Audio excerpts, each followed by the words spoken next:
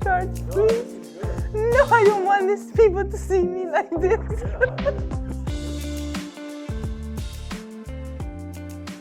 My favorite sports memory as a child would have been going to the 1998 wild card playoff game. I think it was my dad's last football game, but I just remember the environment being really exciting, and that was one of many moments where I knew sometime down the road I wanted to be a professional athlete. So my favorite sports memory from my childhood is back when I ran track, and I would say this was, I think, my junior year.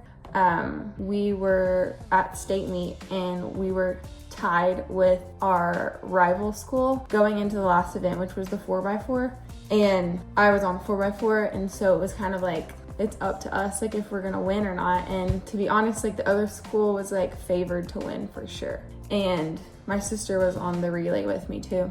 And I just remember we literally ran so fast and so hard, and we won the 4x4, which means we won state. And it was just amazing. It was like something I'll remember for the rest of my life. And like, I remember the next week we were like in like the newspaper, and like it was like such a big deal because like it came down to our event and we won. And yeah, so that's my favorite memory. It's really special. My favorite sports memory from my childhood would be like bike competition. It was like a mountain bike competition, and all three of my brothers, I mean all three of us, two of my brothers, we all did it. And it was just My favorite sports memory of my childhood is probably when I became first time Belgian champ in judo, because it was a very hard sport for me, being a tall guy and not so strong. So I've put a lot of work in that one. Seeing it together the first time, it was a good feeling, good memory. Yes, it will be my brother. He's been there from day one. Is there a special person at CrossFit Invictus that has been there since day one? For me, I would say we've had a lot of athletes come through, but I will say the reason that we went to CrossFit Invictus specifically was for my wife. And Jesse and I wanted to be able to see each other more, and we came out west from Boston. We wanted that was like our number one priority. So she has been at the gym. We get to train together more often than not, and even we don't get to do the exact same stuff, we're in the same space, and I know that's a huge blessing for me to be able to be in the same space as my wife. So the fact that she is at the gym with me all the time is my favorite part of it, and she's my favorite part of the gym. Definitely my coach Dwight Upshaw has been there since day one. Like, I accidentally qualified for semifinals. I wasn't even training for like competing professionally. I was just training at my local gym for fun, to stay in shape. And I qualified for my first semifinals, and Proven just completely took me in immediately. He's been there with me since day one. But also I would say too, my sister Brooke Wells has been there with me since day one. I mean, I have her to thank for helping inspire and motivate me to compete, and also like she's given me a lot of opportunities with like she was with Proven at the time, and so I got to train with that group, and she's just been like the one person that I've always went to for any advice or anything like that.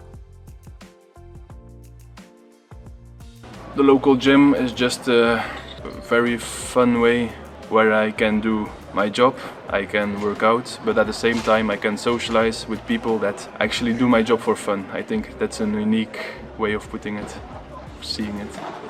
There's a lot of things I love. I train at CrossFit Proven, and I think it's just really cool. Like, it's been around for like a little over a year, and I just have watched it grow and like seen all the hard work that people put into it. And it's kind of something that we had talked about doing for, well, not we, but they had talked about doing for a while. And now seeing it all come together, and like the community that they've built has just been so amazing to see. All right, my favorite thing about my local gym, CrossFit Invictus, is, I guess everyone's gonna say their favorite thing about their local gym are the members, but it would be the early morning members that I get to train with. So there's a group that my wife and I get to hang out with. We arrive at the gym every day at 7, and it's us and then 6 or 7 gentlemen, mid-50s, and they have such great energy. They're all great friends with each other, and they work really, really hard.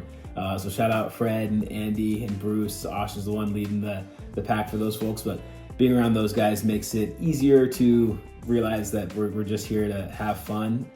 Keeps the work side of things from feeling so terrible. So that's the best part about the gym, is the early morning group that we get to train around. It's just very welcoming and very welcoming, yeah. I would say absolutely go for it. You never know like what could happen. This could end up being your career like me. Like literally, what was it, like 4 years ago now? I just decided to sign up and compete, and it brought me to competing where I am today. And so just one small decision of just trying could literally change your life. I would encourage him to do so because I think it's something the community needed, something new, some new energy in the space, and I'm very excited to see how everything turns out.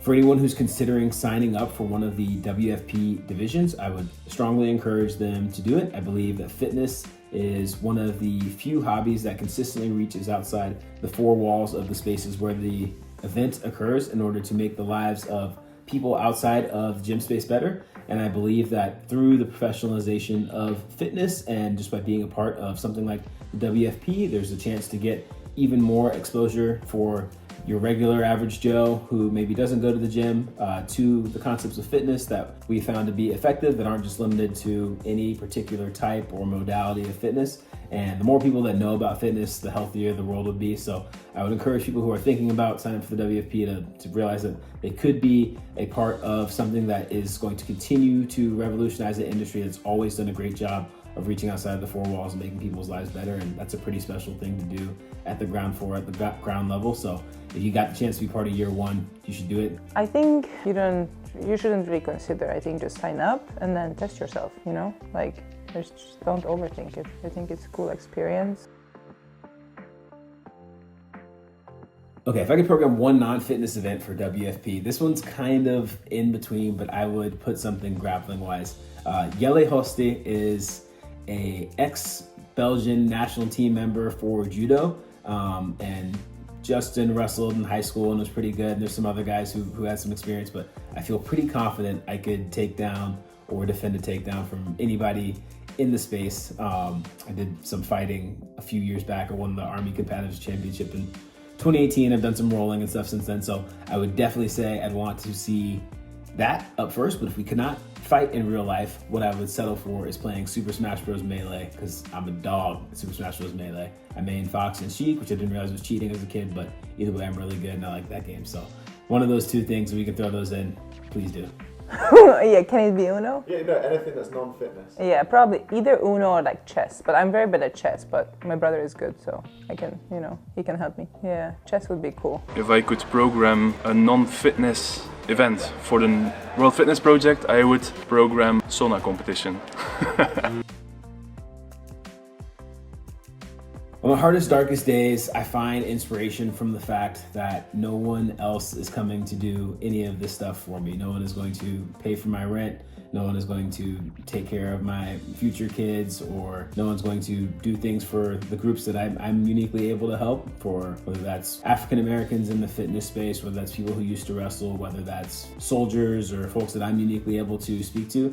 No one else is directly coming to fill those needs. There might be other people who do meet those groups in ways probably better than I can, but specifically for the role that I play, no one else is going to do these things for me. So it's up to me to give my very best. If I do care about these people or these groups that I'm able to represent, like I owe it to those folks to give everything I got. So that's kind of what pushes me through on the days where I don't really want to do something, is the idea that if I don't do it, it might not get done at all. And there's too many people who believe in me and want to see me do well, that I feel like I owe those folks a good result, or at least my very best effort. I guess inspiration, where do I find inspiration on my hardest, darkest days? I don't really, it's not inspiration. I think it's just like, the routine that you do the same things every day. Like, just because you feel shit, it doesn't mean, like, you can do the same things.